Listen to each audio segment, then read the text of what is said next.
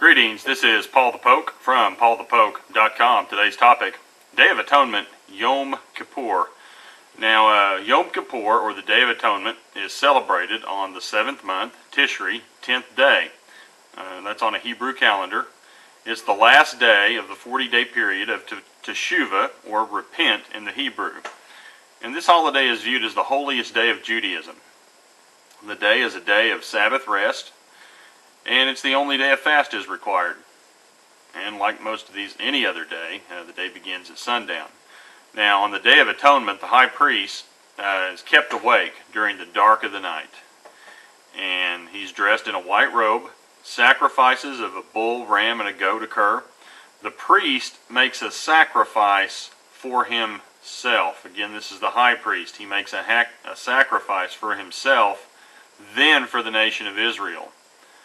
And Yom Kippur is the day the high priest he goes into the inner sanctuary of the temple to make a sacrifice on behalf of the nation Israel. And it's the only day that the high priest goes into the holiest place, or the inner sanctuary of the temple. And he's the only person allowed into the Holy of Holies. Now he enters the high holy place with incense and coals, and they are burned. And then the recovered blood is sprinkled on the mercy seat, or the top of the Ark of the Covenant.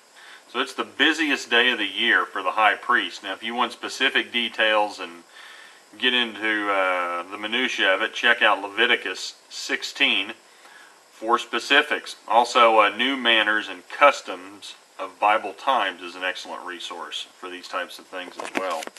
Now, in the 21st century, we have a high priest.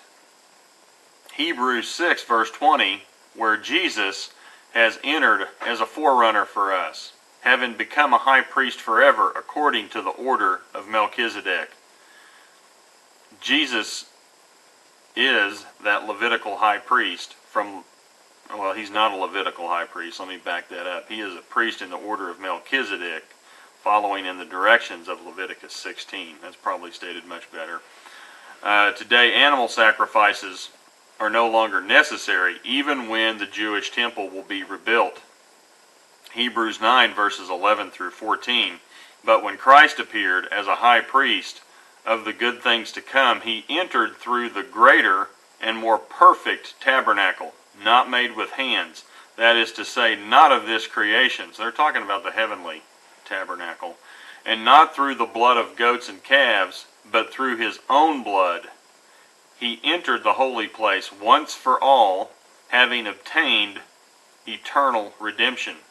For if the blood of goats and bulls and the ashes of a heifer sprinkling those who have been defiled sanctify for the cleansing of flesh, how much more will the blood of Christ, who through the eternal Spirit offered himself without blemish to God, cleanse your conscience from dead works to serve the living God? And so Jesus is the high priest who offered a sacrifice himself, and then also for his people. Hebrews 13, verses 11 through 12, for the bodies of those animals whose blood is brought into the holy place by the high priest as an offering for sin are burned outside the camp. Therefore Jesus also, that he might sanctify the people through his own blood, suffered outside the gate. So Jesus is the fulfillment of Leviticus 16. He's the one. And then some people believe this is the day at the end of a 7-year tribulation that Christ will return and establish his millennial kingdom.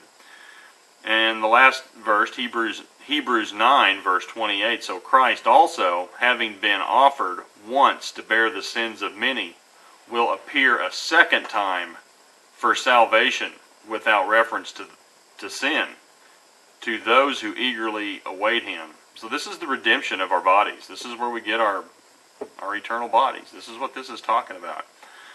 And so if you're interested in these sorts of things, please feel free to check out paulthepoke.com. Keywords, fall feasts, Day of Atonement, Yom Kippur, Jesus Christ, Hebrews. And just as a good reference, if you want to see where all these dots are connected in the New Testament, just read the book of Hebrews. Jesus fulfills a lot of the Old Testament sacrificial system. So check it out. That's Hebrews 13, Hebrews 9, Hebrews 6, well, just all of Hebrews. But at any rate, thanks for listening. Take care.